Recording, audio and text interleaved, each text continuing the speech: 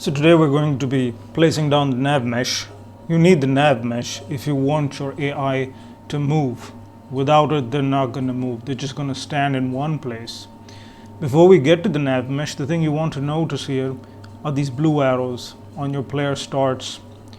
These blue arrows tell you where exactly your players are going to be facing when you start the game. Now, given these players rotate around to look for enemy, but you need to keep in mind that this is the direction they're looking in, and you want to place things here. You can place things at the back if you like, but when the game starts, your player is going to be looking forward.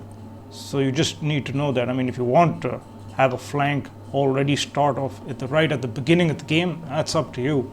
But just keep in mind that these are looking forward, are telling you that the players are looking forward. Now to the nav mesh.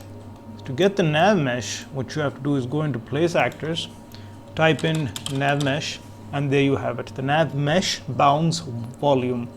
Simply drag it into the world, pull it down a little, and you should see it change color. If you don't, you want to hit P on your keyboard. If you hit P, in my case, since it was already active, it disappeared. If you hit P again, it'll reappear. Now the next thing you want to do is you want to scale this. I mean, you really don't want a nav mesh that small. The AI they're not going to have any place to go. So to increase the size, you can go into details here to see what happens. To increase the size, go up to the gizmos, and this is your scale object gizmo. Click on it, and you see the arrows have now changed into this.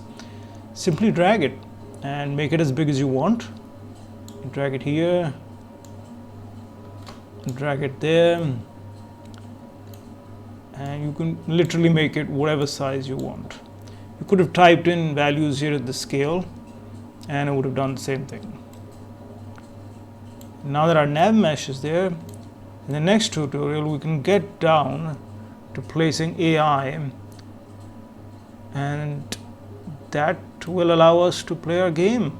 Well, allow us to shoot somebody. So this was all there was for this tutorial.